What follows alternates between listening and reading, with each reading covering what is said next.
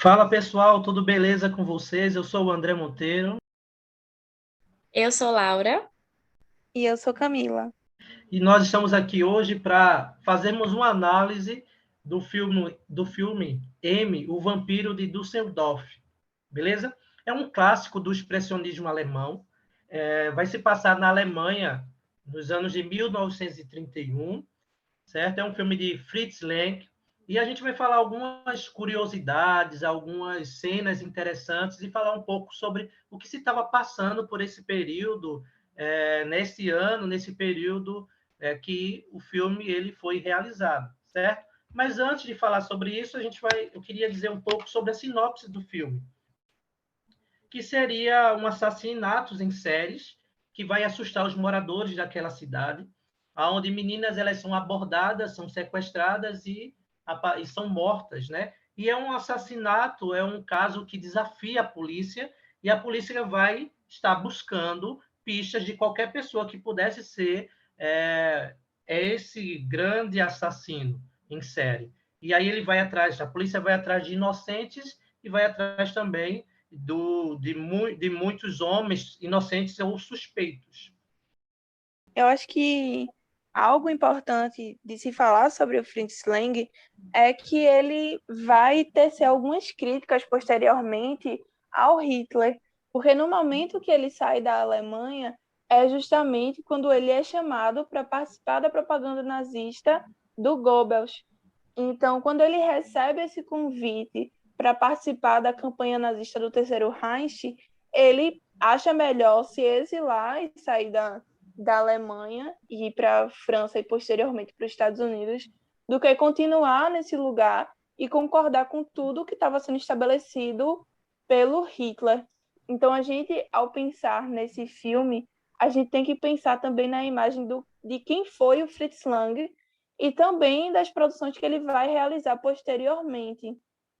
E a gente também deve olhar, né, para o filme M, o Vampiro de Düsseldorf, porque basicamente ele vai tratar um pouquinho da polícia da época, né, de como era o comportamento policial. Então você já vê que ele mostra para a gente uma polícia, né, diferente de todo esse processo, né, ali no início, né, do nazismo, né, de se manter esse poder, querendo ou não. O filme ele é marcado com várias cenas bastante fortes e importantes, né? E a gente vai fazer um comentário aqui sobre cada uma dessas cenas. Eu vou pedir para que as meninas elas façam esses comentários sobre essas cenas, as cenas que mais marcam o filme, nós como telespectadores. Mas eu só queria completar que durante o filme a gente vai ver como é que eu posso, diversas cenas aonde não vai dizer quem é o suspeito, aonde a polícia vai estar sempre procurando quem seria esse assassinato e aí é, ao, em contrapartida a isso uma rede de bandidos mesmo eles vão decidir investigar por conta própria, mostrando assim a ineficiência, né, da polícia. O que eu acho muito interessante desse momento em que os bandidos ali se organizam é a questão de como eles vão é, fazer toda uma movimentação para isso acontecer, né? Porque eles começam a separar, assim, quem é que a gente pode usar para saber essas informações, como é que a gente vai vigiar. E aí eles chamam os moradores de rua e começam a pedir para esses moradores de rua ficarem de olho nas crianças ali, para saber quem é que está andando perto dessas crianças e como eles poderiam identificar quem era esse homem que ninguém estava conseguindo achar. Então a gente vê algo muito interessante nessa parte, né? De ver que os bandidos estavam inconformados com a postura que a polícia estava tomando, de não conseguir pegar um bandido E aí é o que se retoma essa questão dos bandidos incomodados com a polícia que não consegue pegar um bandido na cena do julgamento, que já é bem mais para o final do filme. Mas essa parte assim da mobilização é realmente uma parte muito legal assim, né, em relação a uma análise de filme. Realmente, essa parte, né, da mobilização é uma coisa que faz a gente ficar impactado, né, ficar impressionado, ficar querendo ver a sucessão do filme, né, o que é que vai acontecer, porque a gente não imagina, né, que quem vai conseguir capturar ele são os bandidos e não a polícia, né? Por mais que tenham 1000 contatos, né, todo o poder de invadir alguns espaços, né, conseguir com mais facilidade, quem vai conseguir capturar são os bandidos, né? E aí os bandidos eles vão querer a justiça deles da forma deles, porque eles entendem que a justiça da polícia não funciona, né? Funciona para eles, mas não para aquele até então criminoso, né? Como eles enxergam. E até assim a gente faz um questionamento, né? Será que realmente funciona para eles? Porque todos ali são criminosos e todos estão soltos, né? Todos têm mandatos em suas costas, mas todos estão andando ali pela cidade, né? Conseguem fugir, escapar, como o vampiro de Düsseldorf consegue. E aí, gente? O que é que vocês acham? Opinem aí, deixem os seus comentários. De um lado, a gente vê nesse filme uma polícia ineficiente. Do outro, a gente vê bandidos justiceiros. De que lado vocês estariam? E aí é onde se passa todo os impasses desses mistérios, né? Desse filme, que vai levando para a cena final, que é a cena que a gente mais queria comentar, e a gente está segurando um pouco aqui. E aí eu vou deixar a Camila fazer uns comentários. Pode falar, Camila. Eu acho que o ponto que o Fritz Lang assim, ele segura a gente em relação a toda essa dinâmica é a forma como ele estabelece as informações entre esses dois grupos, né? Porque ele vai fazendo essa relação assim, de como cada grupo vai enxergar cada passo que vai se dando nessas investigações. Porque enquanto a polícia estava comemorando ali o tempo que eles estavam trabalhando nisso, os bandidos estavam eles não estavam gostando, assim, né? Tipo, a polícia está tanto tempo nisso e ainda não conseguiu resolver, então a gente tem que fazer algo. E ele sempre fica fazendo isso, de ir para um lado e voltar para o outro, para mostrar como cada lado está reagindo a isso, como cada lado está investigando, sabe? Eu achei muito interessante isso que o Fritz Lang fez, porque não é algo muito comum. Eu ainda não tinha visto isso em outro filme e eu achei muito interessante a forma como ele monta esses diálogos. Exatamente, é muito interessante essa forma, né, que ele aborda a questão da impunidade, a questão dos criminosos, né, julgando criminosos, essa questão da justiça paralela, né? E aí a gente entra nessa questão do julgamento, né, que é assim o ápice do filme, né? Seria para mim a questão do julgamento, porque ali a gente consegue ver vários pontos que são colocados, né? E aí a gente acaba se envolvendo por vários comentários que são feitos ali no julgamento. Só que a gente tem que entender também a questão dos direitos humanos, né? Então, algumas pessoas apontam a questão dele do ponto de vista psiquiátrico, outras pessoas já têm aquela sede de justiça, né, aquela sede de sangue e querem que ele morra, que ele vá para a cadeia, que aconteça alguma coisa com ele, né? Que só a questão psiquiátrica não iria resolver, né? Ele iria ser curado e ser solto, né? Só que muitos acreditam que não, ele não seria curado, só seria uma desculpa e depois iria fazer tudo novamente. Então fica muito nesse impasse, né? E uma coisa muito curiosa para mim é que os criminosos, né, eles armam todo o julgamento, né? E eles querem julgar ele a todo custo. Eles até se dispõem a um advogado para ele, né? para que ele tenha o seu direito, né, de defesa, para que ele argumente sobre. E também, uma coisa curiosa para mim é que o vampiro do Düsseldorf, ele tá lá implorando, pedindo por tudo, que a polícia chegue e salve ele daquele ambiente, daquele espaço. Porque ele sabe que com a polícia, né, as coisas vão ser mais diferentes, né? Ele vai ser tratado com a dignidade, talvez. E aí, nessa parte, eu acho que algo que eu quero destacar é essa cena que ele fala, né? Que quem são vocês, né, para me julgar?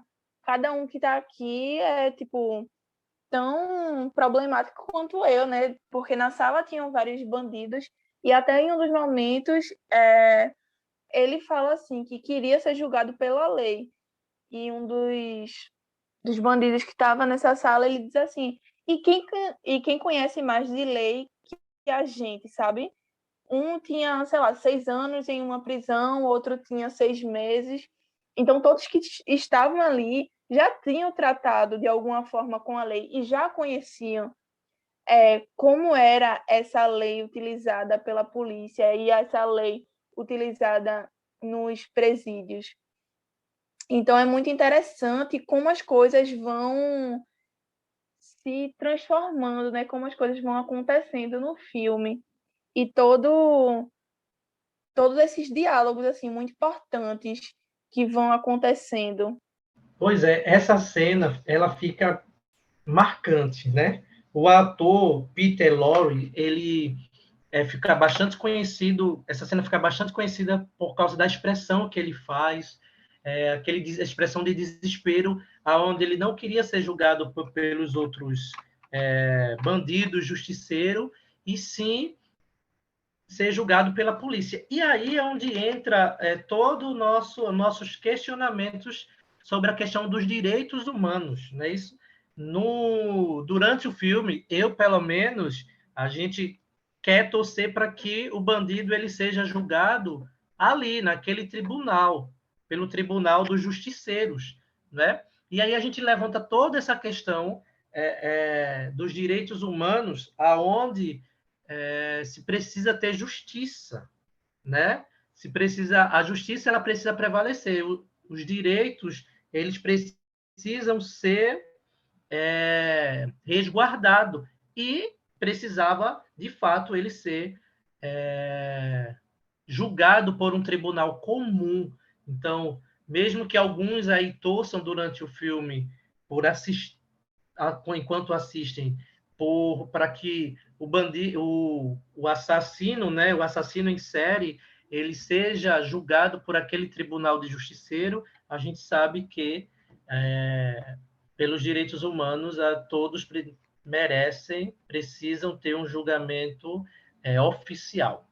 E eu acho que posterior a essa cena, algo que se faz muito forte, assim, muito marcante, e que eu consigo lembrar com muita clareza nesse momento, é uma das cenas finais, quando a mãe de uma das crianças, ela diz que nada que fosse decidido naquele tribunal traria a filha dela de volta. Então, não adiantava ele ser julgado nem pelos bandidos, nem pela polícia, para ela, né, no caso. Porque nenhuma daquelas duas opções traria a filha dela de volta. E eu achei muito forte, assim, o final do filme desse jeito, sabe? A forma como foi impactante. Exatamente, né? E em todo momento que eu assisti, eu liguei muito à questão de hoje em dia, né? Quantas meninas, quantas crianças, né?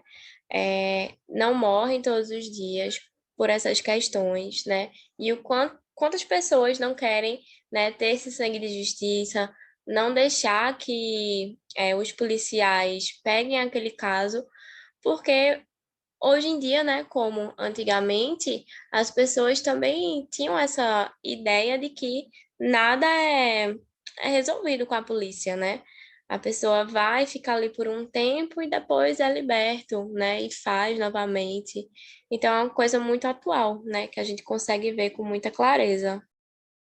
Mas algo que eu pensei na hora que eu estava vendo assim, pelo menos alguma parte do filme, e que tu falando agora eu consigo pensar também, é que em algum momento eu achei que poderia acontecer um plot twist, de dizer que aquele cara que estava sendo perseguido não era, de fato, o cara certo, sabe?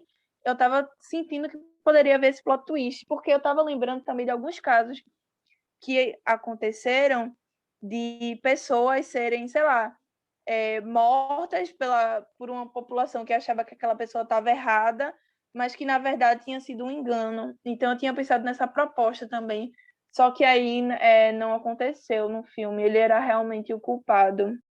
É verdade, gente.